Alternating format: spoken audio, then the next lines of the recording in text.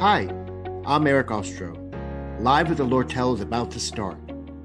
For Season 2, While Theaters Are Dark, we are discussing with our guests their thoughts on the reckoning the theater community is facing for systemic racism and their vision for the future of the American theater.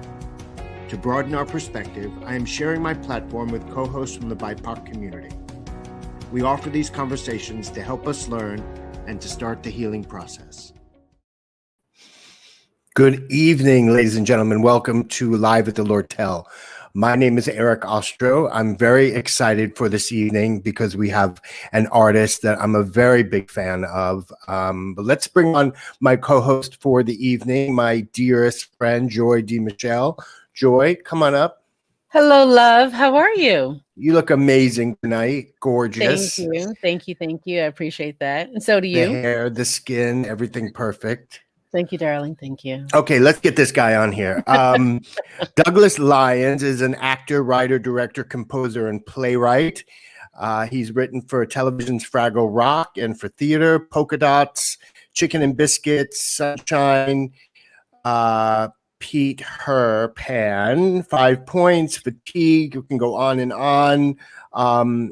He's performed on Broadway in Beautiful, The Book of Mormon.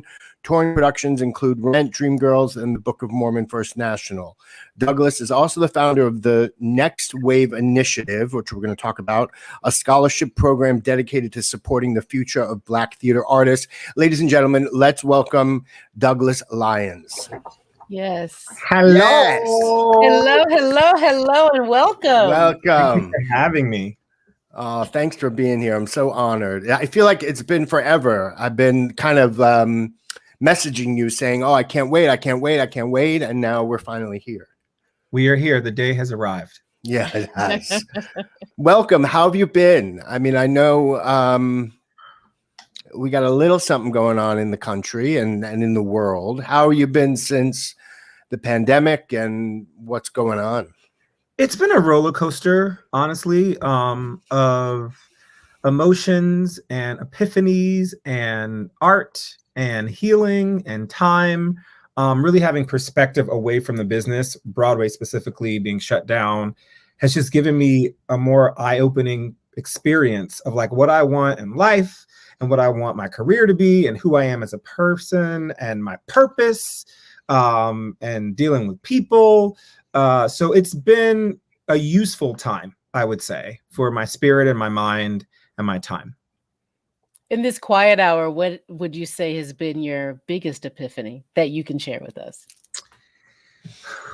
We already going there. We're already going there. I would say that like every coworker is not a friend.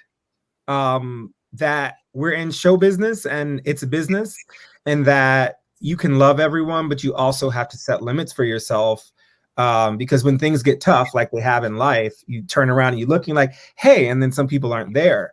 They don't speak up. And so you go, oh, I thought we were deeper than that. And we're not. And that's totally cool. But who my circle is, who my tribe is, has been the epiphany of who I can really lean on and, call on when life happens. So. Mm-hmm. Mm-hmm. So where were you when everything had to shut down and, we had to kind of go into hiding for so long? I was wrapping up a production of Five Guys Named Mo at Westchester Broadway, and simultaneously Chicken and Biscuits was running at the Queen's Theater getting its launch production. And that Thursday, I believe it was a Thursday, we were in callbacks for The Moon and the Sea, which is a musical I'm the book writer for, that was supposed to go up at the Adirondack Theater Festival. And we were in callbacks getting text messages, Broadway shut down, like 6 was supposed to open, is not happening, and blah, blah, blah, blah, blah. And actually some of the people who came in to audition that day ended up getting COVID, which is crazy, which means it was like definitely in the space. But the world shut down. I think I went out on Friday because we didn't know the severity of the thing. So that Friday night, I like went out in a story and I was like, okay, COVID, like, what is this? Nope, I should have been inside. But yeah, and then I was inside, and my roommates who had just gotten pregnant left 2 months early to go back to Georgia, and I was like in my apartment with my laptop and my thoughts for a good 8 weeks alone. Oof. Yeah. After a breakup. It's just great. It is really great. Yeah. Yeah. Oh, it So sounds what like is- a lot of brilliance is on its way. Oh, yes, brilliance and healing and all the things. Yeah. I was able to like figure out a lot and let a lot out in this past year. You know, it's interesting, you know, in my research on you, you really didn't know that you had the ability to be a composer and to write songs. And what the catalyst was, at least according to my research, was you had gone through a breakup and you found writing music was a way to heal. And that's where you found the ability to write. Am I correct there? Completely correct. 2012, I was in Mormon on Broadway and I went through a very rough breakup and I sort of lost myself. And coincidentally, my parents had just gifted me a guitar that I still cannot play. It's over here. But I started noodling and like humming to myself and trying to get myself through that very tough moment. And it was a part of the reason I went on the first national tour and left the Broadway company, because I was like, I got to get out of New York. I have to refresh myself. And I met the brilliant Ethan D. Pakchar, who was the guitarist on the Book of Mormon tour. He was supposed to give me lessons, but at one point I was like, you know what? You play, I'ma sing, and let's just hang out because I don't have time to learn these chords. You're good at that. I'm decent at this. Let's go. And that bloomed into this life-changing career of writing music and scripts and television and all the stuff. So. And you guys were you just got a recording contract. Congratulations. Thank you. A publishing deal, yes, with Peer Music in Los Angeles. Yeah. So this partnership that you've been having with him since 2012 seems to be working out pretty incredible. Yeah, it's, theater specifically, and we're getting into more TV film stuff now, but theater, it takes a while, right, for development, and then everything feels like it hits at the same time. So we started writing officially, I want to say 2013. Our first world premiere was in 2018 at Theater Latte Da with 5 Points, which is now in the hands of Hamilton's Andy Blankenbuehler. And, there was a lot of doubt along the way, a lot of question marks, a lot of like, what are we doing? Do we belong here? But I'm really glad that we stayed the course. Mm-hmm. Thinking about where we are right now with the pandemic and their kids in school, I'm a mother, and my daughter is not really excited about being a mother of a creative, and she's not super excited about being in school right now because everything's online. I know that, and a lot of her friends are feeling that same way. They're going, why do we have to be at school while it's online? I know that you took a leave of absence when you were getting into your creative space and going back. Can you talk about that for a bit? Yeah, so part of the reason I took a leave was because I booked a job. I did the Rent National Tour at 19 years old. I was at the Hart School with a BFA in musical theater. And I remember when I got the call, I was at the Agunquit Playhouse doing a double contract. And I had like a voicemail from Telsey being like, Douglas, we would like you to call us back, please. We have an offer for you. And I was like freaking out. And I called my father. I was like, Dad, I booked Rent. He was like, okay, how much are they paying you? And he also said to me, you're promising me that you go back to school. You were going back to school. It was very important to him. And I did. I graduated 2 years later. But sometimes I think the world we live in makes us feel like we have to abide by certain rules. You have to do college in 4 years. You have to immediately go from high school to college. When you're creative, it doesn't always flow like that. Like some of the largest stars, Janelle Monáe, Ariana Grande, these are theater kids originally, and they got out of the system and felt like they had a different voice that took them in a different direction. And I think as artists, especially with young people, we have to afford them the ability to figure out what feels good to them, so you're not wasting all that money. Mm-hmm. Like sometimes their intuition is right, and they're only going to be their best selves if they're really into it. So, my leave was based off an opportunity that really helped to cultivate my career. But I also believe, like, really know what you want to do. School is so much more expensive now than it was a decade ago when I was in school. And you want that thing to matter to you. It doesn't have to be the thing that you did all your life for you to study it. If it's not speaking to you, especially in the arts, especially in Broadway and theater, do something else or do a double major so that you have a balanced life. Because I think our stages are as important as our health and our joys. Agree completely. While we're talking about it, I want to showcase something that I think is very special. Your original show, Polka Dots, the Cool Kids musical, which was inspired by civil rights pioneers Ruby Bridges and the Little Rock Nine. And it's I know it started out as a children's musical, but I know a lot of other people are doing it. Talk to me a little bit about the premise of the show and how it kind of has a life of its own now. I love the music and I love the story. So I would love for you to tell us a little bit about how it came to you and the life it has now. For sure. Thank you. So I was watching, this is 2014. I stumbled upon an interview with Felicia Rashad, talking about growing up in the Jim Crow South as a little Black girl in Houston, Texas. And she, one day, I think she was 6 or 7, went and tasted a white-only water fountain in a grocery mart. Now, if she had been caught, she could have been severely, disciplined or injured with violence, right? Given the times. But she had a bravery and a curiosity that then sparked this idea in my head. I'm like, wow, like how simple the curiosity of a child to want to go and just taste water that they've been told they're not allowed to taste. So Polka Dots is the story of Lily Polka Dot, who's a little girl who has all polka dot skin, very much like Elphaba does in Wicked. She's covered in polka dots, and she's the first of her kind to be integrated into a school of all squares. So everybody else on stage, the other 3 characters, are squares. And there's a polka dot pump and a square sprinkler, and she's forbidden to drink from the square sprinkler. I wonder what she does in the musical.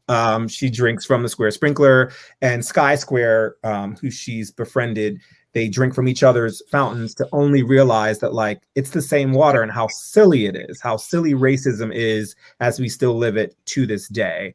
And it felt like an organic and truthful way to approach race through theater and, to kids. I feel like reaching children before they've been tainted by the world is the best route to go. And, studying Ruby Bridges and her strength and the Little Rock Nine and their strength and what it took to show up to those schools and those spaces and not be wanted, not to be embraced, but to show up anyway, to make a statement, and how beautiful that was. So Polka Dot started at the Irington Playhouse in 2016. Yesterday actually was the 5-year anniversary of that production. And then we had about 7 productions before we arrived in New York at the Atlantic Theater Company. And we won the Off-Broadway Alliance in 2018 and then got into licensing with Broadway licensing. And it's now had almost, I think we're up to 70 licensed productions around the world. Wow. It was like a college in Guam that did it twice. And it won the Naledi Award in South Africa, which is like the equivalent of the Tony, for Best Family Show. So it's spread out beyond our wildest dreams. My collaborators, Greg Borowski and Melvin Tunstall III, have become brothers to me. And even just talking about the show, I get emotional because you write that thing and then you let it go, but you never know how it's gonna birth and spread its wings. And I think that is the power of theater, is that if we tell the story right, it can truly reach the masses and affect change. If we're not just doing it for the pocket, but we're doing it for the work. So Polka Dots was that start. How long did you guys work on that? 6 months. Wow. That's it. I mean, considering a brand new musical usually takes anywhere from 2 to 6 years sometimes to put it up on its feet. 6 months. We started in March 2015. Our only reading was in August 2015, and our first production was 2016. And then, yeah.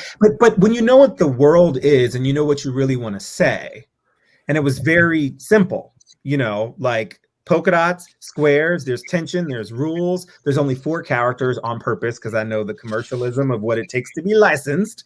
And we told the story, and it just landed. Sometimes it lands and you're like, oh, we listen to change things along the way, but it's really stood the test of time.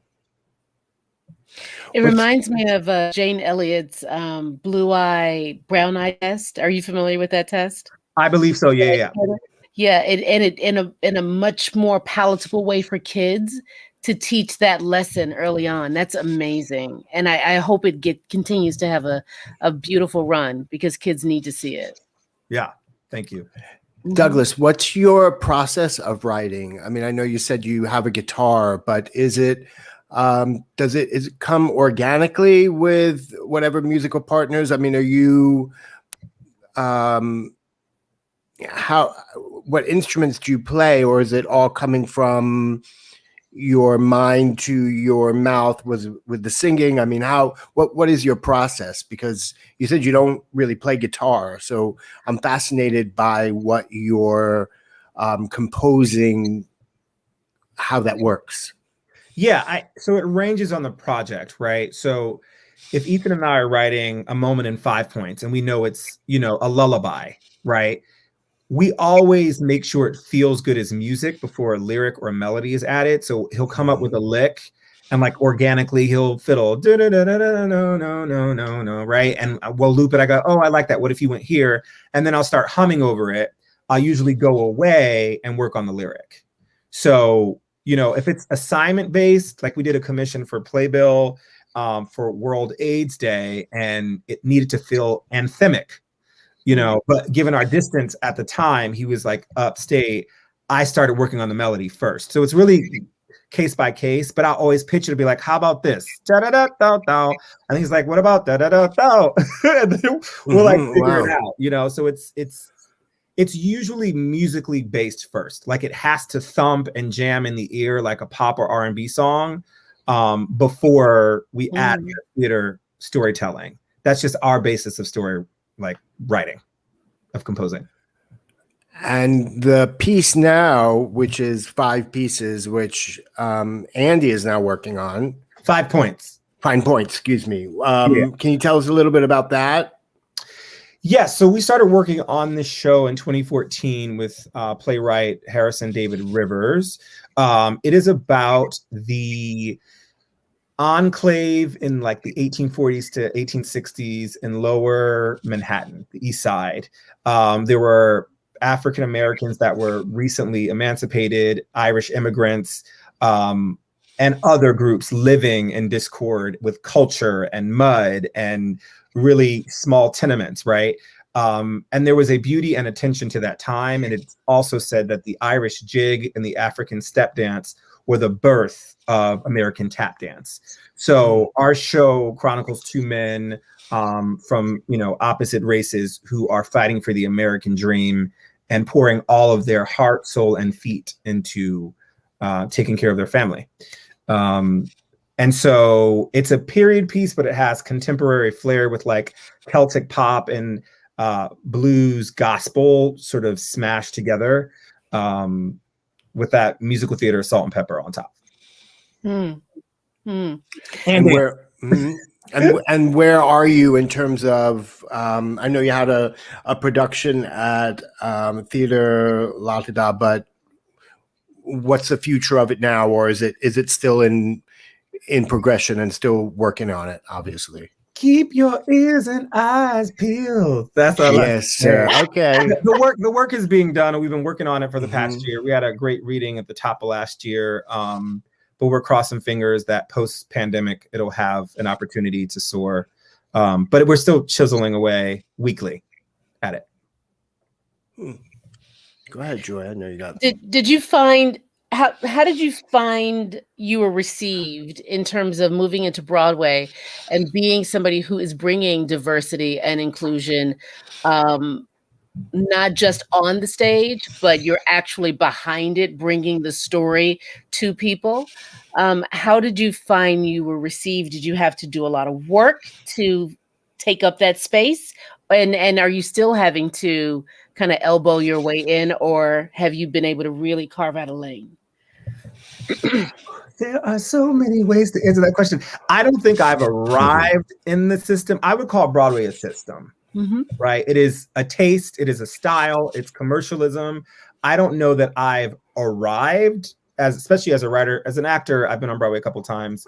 So I've definitely tasted that side of it, but I think it's still a press. I think it's still work. And another epiphany we talked about in COVID is my new outlook is these 3 steps. Who do I want to reach? What do I want to say? And how can I be paid to do it again? And that does not always align with the Broadway, like macro, world that we work in. Because some of the stories I want to tell may not fly on Broadway, but that doesn't mean they don't deserve space in, the canon of theater. So I've actually taken some of my work outside of, like, Polka Dots had 7 productions before it arrived in New York. Bo, another one of our pieces, was at the Adirondack Theater Festival. It didn't start in New York. 5 Points started. Nothing has really started here. So I feel like I'm always still chiseling away, but then I'm asking myself the question, do I want to be? Does my story have to land on Broadway to be valid? Can it move people around the country and still be wonderful? That's another epiphany of COVID. It's like, there's not one way to do theater. Broadway is the awesome way, like it's the NBA, but you can still play basketball, in your yard. Right. But the answer is definitely yes. I mean, that is not the all that ends all. I mean, it's, you can do theater everywhere and anywhere, which is what we're learning now. Yes. I want to take a quote that you said, if you don't mind me quoting you here in an article. Hang on. It's not bad. My irritation is that there's a misconception that diversity is what we see in front of us on the stage. No one is as concerned with the diversity of the pen. From the writing of musical theater, there are less than 5 writers who are African American who are part of the canon. Until that changes, the American theater will not. And I am so passionate and so vocal about being a Black man in this business because there's never really been a movement for us. I love him. Yeah, me too. Where did we find him? Who is that? Who said that? I think that was beautifully said. And I would love to get into a conversation about that. I think it's very important. Yeah, I think because I have been an actor as well, and I still am an actor, I think the mentality of how we've been trained to receive theater is literally what we see. And personally, so The Moon and the Sea just got picked up for a pipeline, like, developmental presentation next week with the York Theater. And I'm, before this call, I was working on a monologue for a Jewish woman, a Jewish mother, Deborah. She's fabulous, right? I want the freedom to write whatever comes out of my pen and feels truthful. And I think when it comes to Black stories specifically, there's a lane in which people can comprehend our stories. And if it doesn't fit that, they don't really understand it, or they don't want to touch it, or they don't want to invest in it because it doesn't fit the formula. Right. And I think there are so many people, Black people, who want to pursue playwriting and musical theater writing, but there are not contemporary examples. Where's my Sondheim? Where's my Schwartz? Where are they? Where are the people of color? And they don't got to be Black specifically, but give me the list of people in the Broadway canon that are of color, that are regarded and continuously recycled and revived and celebrated. We don't get that. And I think we really have to have a conversation about that, because what you are taught is the canon, is what is then celebrated. And if you didn't make it in the canon because, our history with race, it becomes disregarded. That's unacceptable to me. And I think it has to be an active choice of our Broadway producers and theater owners to say, hey, we're going to make space, and we're going to take the same chances that we gave these other newcomers who are not, people of color. And we went, hey, here's a theater. What are you going to do? Give the same, especially if the money is there. What's stopping you? So I think there's a real serious conversation to be had. And I wish, very much like this room, we could pull all the powers that be in a room and have a live dialogue instead of these Facebook conversations and these threads and these memes. I want to talk like this. I want us to sit down and really talk about the change that we want to see as a community. And it can't just be casting. Right. Because the stories that happen on stage are reflected from what existed in the pen. Like Chicken and Biscuits is a Black family comedy. There are 7 new Black leads in that play. It's in the ink, right? So if the people that are writing the thing are not being lifted up and they're putting it in the ink, it can never make it to that level. And so how do we get it there? And we have to open our minds to see stories anew and universal. You know, just because I'm a Black writer doesn't mean I'm only going to tell Black stories. I'm a playwright. Right. I worked on Fraggle Rock. I wrote Fraggles. They don't have any ethnicity, you know? No, they don't. Like, if you let us write anything, we really can, but it's making the space. And that is what I hope we get out of this moment is like, y'all make the space. Make the space. And not just in casting. That's beautiful, but a lot of the things that actually, some of the most popular Black shows, Dreamgirls, Once on This Island, they're not written by Black people. They're just not. And that's no slight to the incredible work that made them happen. But it's not just what's on stage. So what is your suggestion besides the WAVE initiative, which we're going to get to? And I really want to talk about that. And, but how do we get these conversations happening and started? I think in the same way that we have like NAMT, the National Alliance for Musical Theater, we bring in 7 to 8 new works of color, plays or musicals from maybe folks that you haven't heard. And we pull these Broadway investors and producers in a room and we go sit, shut up, watch, and let the story be told. And if you don't like the story, cool. But my sort of epiphany again was realizing that like, just even getting theater people to read the work is a challenge. You know, and in Hollywood, they actually read your work to see who you are. And if the work is good, they don't really care what you've done. They'll meet you and be like, oh, I like his vibe. Let's go. You know, but in theater, it's like, where was he produced? Who's the director? Da-da-da-da. It's the politics, it's the lane, and it's not the work. So I think if we get in the room and we let the work speak, and then if you don't like the work, cool. But I think it has to be an active thing where we're setting up a pipeline of opportunity for people that are underrepresented and not seen. And that has to be an active thing from our lead producers, theater owners, and powers that be, and the gatekeepers. They have to want to do it, and not just in like, you know, well, so-and-so got a promotion, so this new associate artistic director is a person of color. That's not the same thing, because the board, if the board is still all white with the same perspective, nothing has changed. You know, it has to be active. You got to keep moving forward. You got to keep changing. You got to keep evolving. Yeah.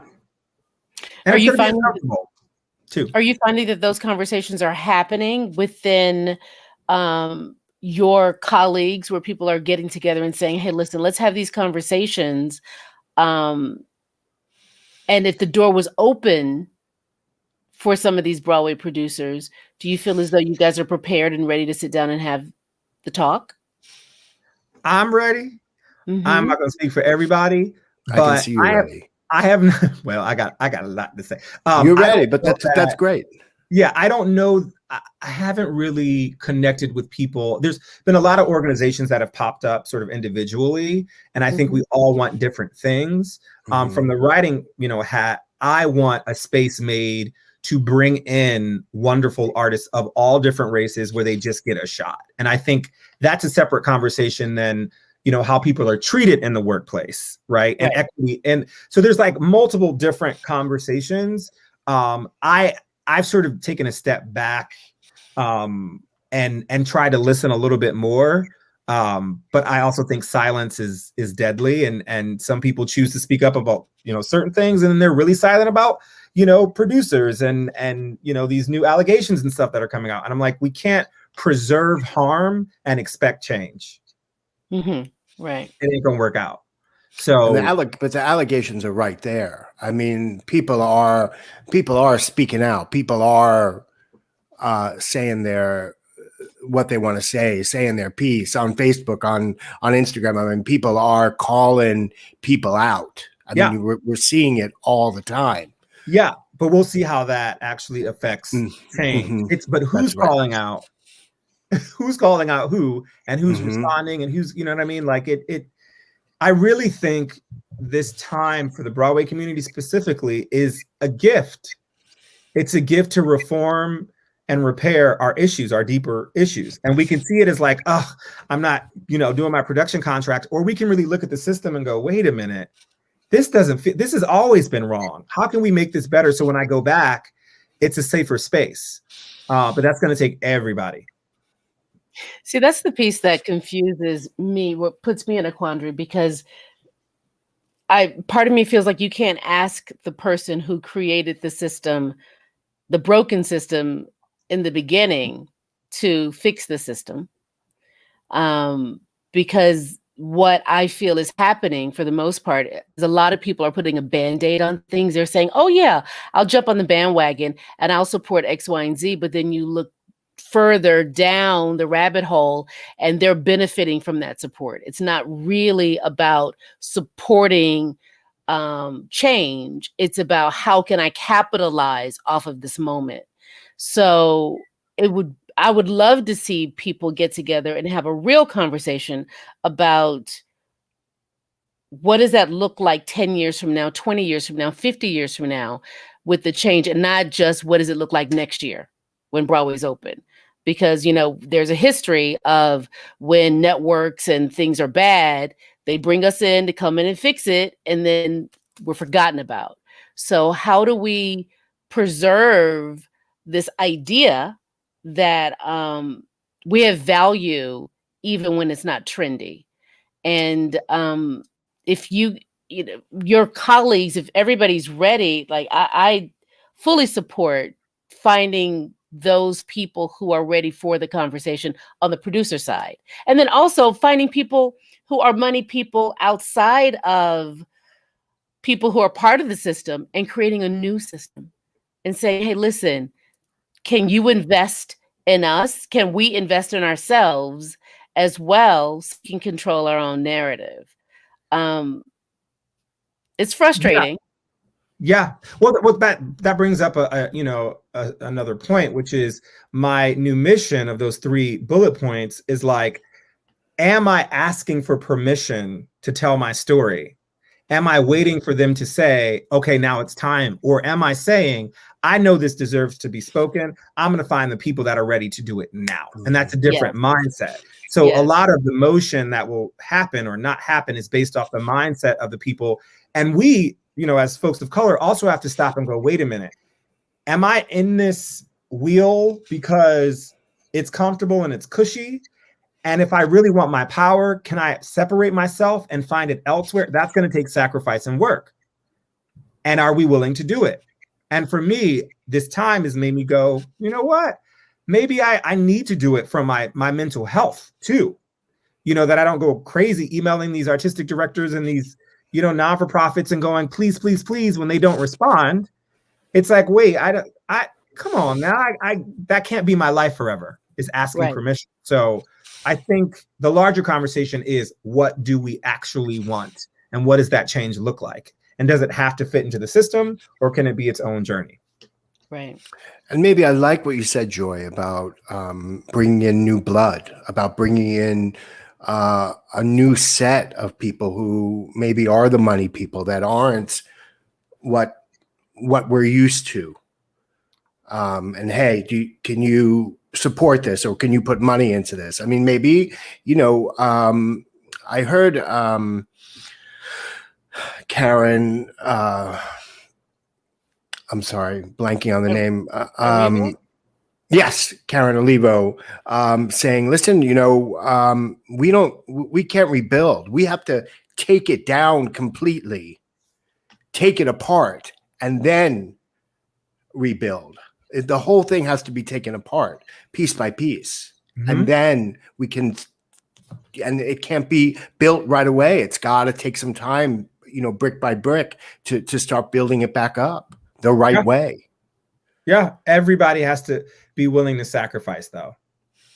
Everybody has to. And what's difficult is, I feel like actors, especially Broadway actors, it's like, you only see half your check.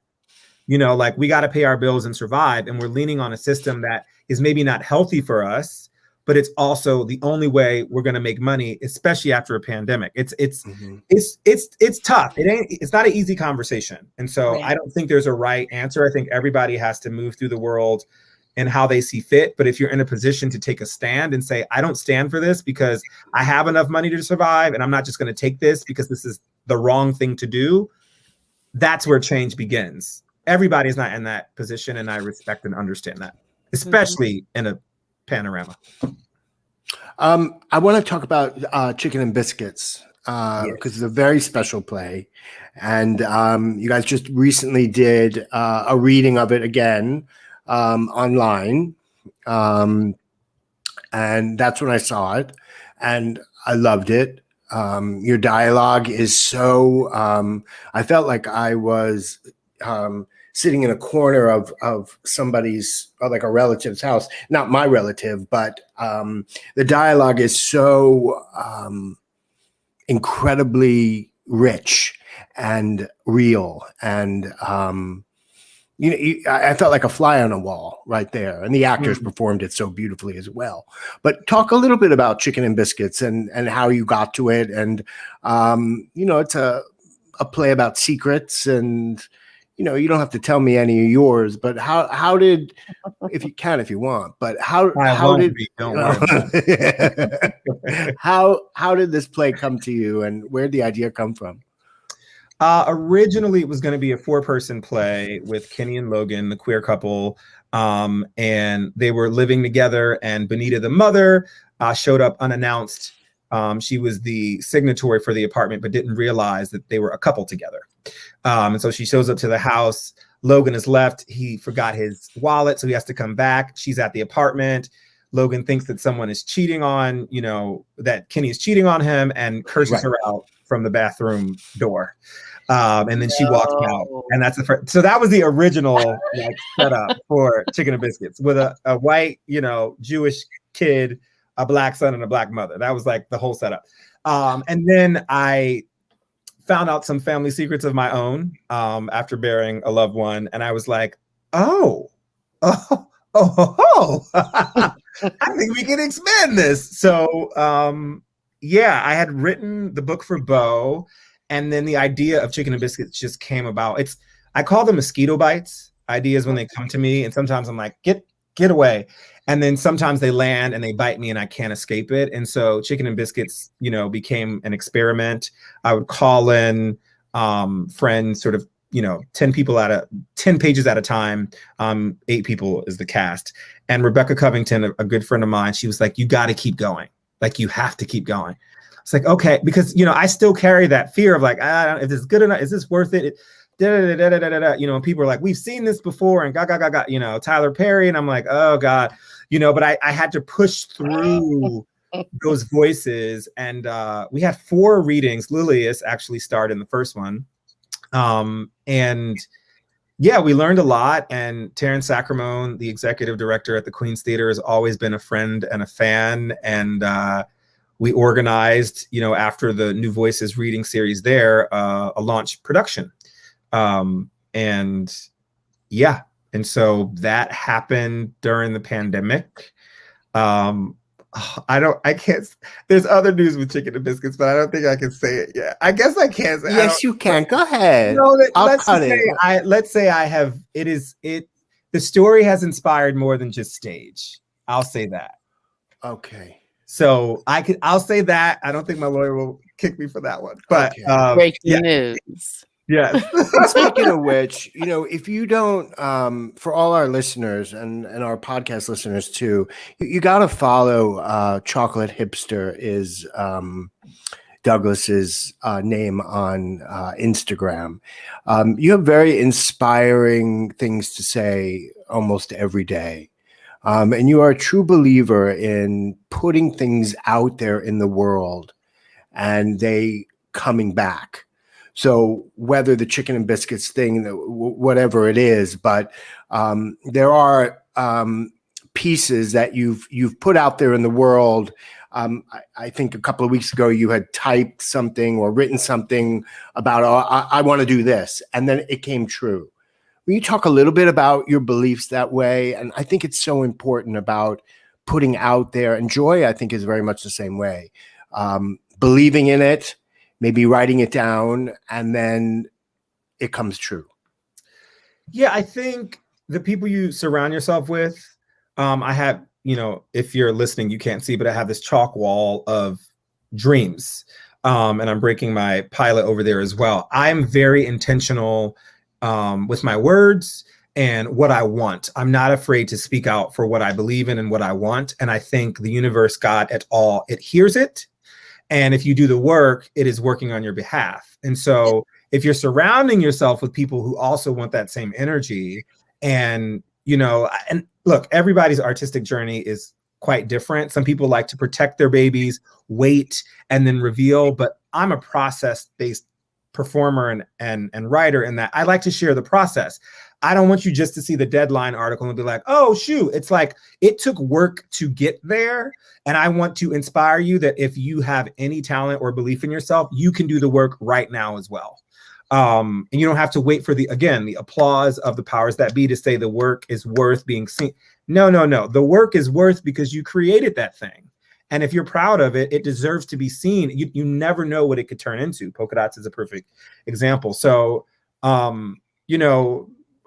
over the years, there've been people that don't like how boisterous I am. And then there's other people who are like, thank you so much. Like, I've started writing, or I'm doing this, or, just I check in on your social media to keep me going. And it's like, if I can be a light that way for one person, well, I'll do that. It's also keeping me going. So I'm not constantly depending on a booking or an interview or a meeting to feel like I matter. I'm just depending on myself. I'm giving myself that fuel to keep going. So that's kind of why I'm Mr. Positive, and I try to balance it when things are tough. It ain't all roses, but hope is a beautiful thing. You can never have too much of that, Yes. Now that's a word for everybody listening. He just gave you a word. Turn on your, unmute yourself, Eric. God damn. Sorry. But yeah, hope. I wanted you to finish without my heavy breathing. The hope. But I would say that here I am a fan that loves your Instagram, and I make sure to see it every day. And I don't know you on a personal level, but I feel like I know the essence of you, and I love your positivity. And when you're not feeling positive, you just say it, but yet you still try to turn the day around with it. Yeah. And I truly admire that. Thank you. While we're speaking about that, let's talk about the WAVE initiative. I can read the mission statement. It's right here, unless you know it. Go ahead, read it. Go ahead, read it. Yeah. Thank you. The Next Wave Initiative is a developmental branch of the Directors Company committed to amplifying future Black voices in the American theater. There you go. How'd I do? You nailed it. So last summer, when the world was on fire after George Floyd's tragic murder, public murder, and the Broadway community started a bit of infighting and rage. And I was like, yes, and we need to deal with the issues that Broadway has when it comes to race. But also, again, where is my Sondheim? Where is my Schwartz? We also need to invest in the people behind us so that they are coming into a better society and more equity and equality and space for them to be creative. So this scholarship series came to mind. We got some merchandise with these 2 t-shirts. One says, "My life matters, please don't kill me." And then the other one says, "Dear America, Black lives matter to me, why not you?" And it started there. And the 4 scholarships are the Lorraine Hansberry Writing Scholarship, the Hattie McDaniel Acting Scholarship, the Alvin Ailey Dance Scholarship, and the Spike Lee Directing Scholarship. And we just awarded our first 4 winners about a month ago. Wow. And it's specifically Black artists that are training in those fields and associated with a significant year from that, so when Spike Lee directed, I think Do the Right Thing was his first film that year. I think it was maybe 1982. That winner got $1,982. So that went towards their education. And it's a pipeline series where, you know, even all the finalists I had personal interviews with, and I'm like, I'm a resource for you. I want them to feel like they already are award winners because I know what awards mean in theater. And so they are graduating already being celebrated as artists. And I just thought it was important to invest in the future. And that's what we did. So we also got some really amazing support from Sony Music, which I've done a couple albums with. And with everyone's donations in total, raised over $30,000 for this organization. Oh, wow. And so we are covered for at least 2 or 3 cycles for the Next Wave Initiative. That's amazing. Wow. Incredible. So we're putting it up on the screen there. Yes. And don't forget, our audience, if you have questions to ask our guest, please go ahead and put it up, and I'll be happy to ask Mr. Lyons the question. So for kids who are interested in applying, how they go to your website to get that information as to how to apply? Yes. Yeah. Right now we're between cycles. We'll probably do another one in the fall, but it'll be every year. And I'm really proud of it in that because I interviewed all of the finalists individually, I got to hear what their dreams and aspirations were. One of which she was a finalist for the Spike Lee Award. And she didn't end up winning. But she had a favorite director that I knew personally. And so I connected her and I was like, go, you know, and that is the type of community building that I think is going to be essential for change. Nice. While we're talking about the WAVE initiative and Douglas, I love the way you put things. So I'm going to quote you again here about this because I think you say this beautifully. Our nation is currently mourning while simultaneously healing itself. In times like these, I always look towards a solution, a way to pave a path towards America's future. The Next Wave Initiative allows the conversations around Broadway equality to become action. This program will fight to erase the ugliness of our past while investing in the future of our profession. That is beautifully said. Thank you. It is so, it hits everything in that one sentence. It's so beautifully said, and you walk the walk. You do it. I try. You know, do the work. It's not always easy either. Like I definitely bump up against people. Some people do not like me in this business, and that's something I've had to like wrestle with and then sort of move on. Another epiphany is I'm not here to deal with people. I'm here to deal with purpose. And so that's changed my outlook too. I'm like, that's cool. You don't gotta like me. That's okay. One, your name is not next to my direct deposit. And 2, I'm not here to serve you. So that's we okay. You know, we're gonna be okay. So I've had to learn that as well, that like it is difficult work. And again, everybody, you know, when it comes to race and civil rights and how we move, there should be space for, there was Martin and there was Malcolm, right? They weren't the same person. They wanted change, but it was different ways. And I think what hopefully we all learn too is like, wait, do we want the same thing, but we're just looking at it differently? Like, are we approaching it differently? And how can we make space for all of those positions? Because I think they all have merit. You know, and it's not always about liking each other. It's about the work you do, the work I do. We may not even vibe really, but we can help each other. So let's come together to do this work, to get this thing done. And then we go on and be our own selves in our individual spaces. And I would love to see us get to a place where it's not necessarily about who's your clique and who's your friend, but who shares a vision and a mission that is in alignment with you. Doesn't matter if you really like each other or not. Are you in alignment with where you want to see us go?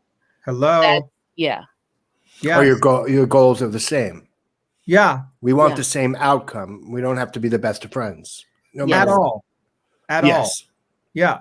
Yeah. No, I agree. And honestly, being more intentional with what I want has brought me new friends and new collaboration and a lot more women in my life recently, artistically, which is like brought me to a new level. It's like, Oh, okay. When you focus on the purpose and really what you want to say and who you want to reach, things weed themselves out. Yes, absolutely. Douglas, So what's your Joy? You go, my girl. let me ask you this. So if you, with your time to do your intention setting and get really clear on what it is that you want and have your epiphanies, in your dream world, right? If you could if you could wave a magic wand and say, these are the 2 investors who I want to come and work with me, who would they be? They would be from Hollywood. I like the Issa Rae's, the Lena Waithe, those people. I want to bring that energy because having worked, on a television show now, money is a different conversation in Hollywood. There's just more resources. It makes a lot more money. It reaches a lot more people. And I think if that became a lot more connected, if the bridge was gapped when it comes to Broadway, it also might change the way Broadway moves. Because I'm thinking sort of outside of the box of theater specifically. I would love to work with, the greats, the Jeffrey Sellers and all those people, but also how do we get folks of color in those same positions who have the money, they just don't have the knowledge or the awareness of like, oh, I can produce a show. I can do this too, and will they be given space to do so is the other question, even if they have the money. You spoke it into existence. Hello. Let's go. That's how we do things over here. I also love that you found that writing, and we have a lot of students that listen to the podcast, lots of young people, but I love that you found that writing gave you control over your career as an artist. As an actor, you have to audition and be granted permission to perform, and that's not necessarily true as a writer. So making your own work, you want to talk about that? There's a power to it. There's such a power to, in the way that you develop a character where, you live in it, the clothes sort of inform you, you find the lilt, you find the move. I get to do that with my keyboard and then watch an actor take that on and add to it and amplify it in a way that I never expected. And I get to do it 4 times, over at once. It doesn't have to be, one character at one moment, 8 shows a week, blah, blah, blah. I can literally create, and I can employ folks of color, and I can create original content for, Black people, and specifically Black women, because I think there is a obsession with watching Black trauma and Black women in both Hollywood and Broadway. And it's concerning to me, which is why Chicken and Biscuits and Invisible, my new play, have been created, because I'm like, there's a lot of joy to Black women, right? Like they laugh and they're gorgeous and they're unique and they're sensitive and they're, they're so multidimensional if you allow them to be. And I'm tired of seeing, some of the great actresses I know have to hyperventilate for a role. Why? Nah, bruh, I'm good. I'm good on that. I just had this conversation with a studio exec last week about Black joy, because it's something that he had never heard before. And he is someone that was behind one of the most traumatic movies that we have in our canon for Black people. And I said, it was a blockbuster. People went. However, we are so exhausted with watching. We're exhausted with playing it. We want some Black joy. And I said, when you are sitting there and you're pitching and you're talking and you're listening, just see my face. I'm Black and I'm joy. So see my face. And just remember, we want something different, because we're more than just Black trauma. I'm so exhausted with it. So I'm happy to hear you say that. Very happy to hear you say I'm committed to it. I'm committed to what the smiles and the minutia of our culture is. This is great analogy, and I always mix it up. I'm not sure if it might have been Denzel, the hot comb analogy, which is that like people know what, like, oh yeah, Black girls, Black women, they get their hair pressed, right? But then Black people know how that hot comb smells. And that is the difference. Is like Can we create more work where you smell the hot comb? Eric, with Chicken and Biscuits, you were smelling the hot comb. You were in the corner being like, I don't know these people, but this okay, you know? Mm-hmm. And there's so much more to us than I think what makes it through. And I would love to change that in my lifetime. You know, Joy and I. You made me giggle because Eric and I go way back. So I'm like, Eric knows what the hot comb smells like too. Because I'm obsessed. I'm obsessed with all of it. You know, Joy and I we went to school together, and we have a thing called Heal and Create, and these are the exact things we talk about: is the joy, that there needs to be more joy, and where is the joy? And yes, there's always trauma, but we need the joy, and we need to see it, and we need to see it now. Yeah. Right. Because the beautiful thing about our story is, even when there is trauma, we always get through with joy. Mm-hmm. And then when we get to the other side, we have joy when we're on the other side of it.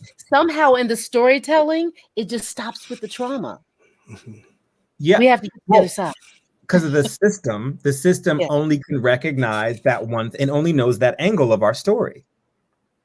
It doesn't know how to see us beyond 3/5 a man. It does not. The system cannot comprehend that. The people are, but the system is like, they too happy. That doesn't seem real. I'm like, what do you mean? I was raised on it. Mm-hmm. Yeah. My mother is that. You know what I mean? So that, you know, and again, if we put it in the ink and we're allowed the stages, you know, there were white people that were seeing Chicken and Biscuits and Asian people who were like, wow, like I have a sister like that. And it was a Black story.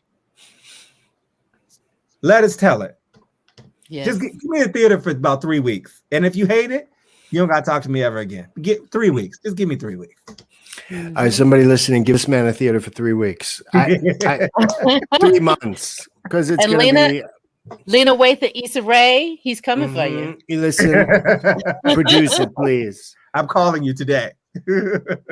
Yeah, and I want to see the Lillias Whites in a really joyful play, because that woman can act. Yes. Besides the thing, she is a phenomenal actor. Yeah. And I would love to see all of these women do some plays about joyful life.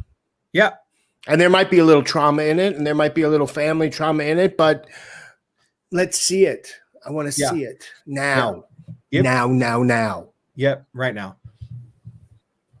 Douglas, what is your hope for? I mean, you've worked in so many mediums, and I wish I had my Fraggle Rock doll.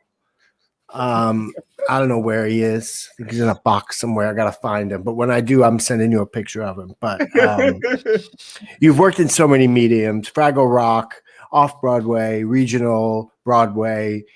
What is your hope for? Let's start with off-Broadway when we're coming out of this pandemic.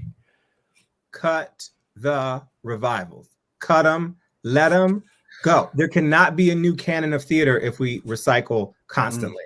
Mm-hmm. And I'm not saying we should not appreciate the brilliance that has been, but if the brilliance and the canon of it is dipped and color-coded in white supremacy and what has been, it ain't never gonna change. So I don't need to see a play in my lifetime that has been revived 3 times, or a musical that has been revived 3 times, and it has a regional life, right? Mm-hmm. So let's go 2 years. What if Broadway, off-Broadway for 2 years straight only produced new work? What if? What would happen? It could change our art form, because people would then start demanding that new work. It could possibly reflect America. Possibly. Hello. For the first time. Hello. You know, and it's like, I think Sondheim will be okay if he doesn't get another revival. He'll be fine. I think he's going to be good.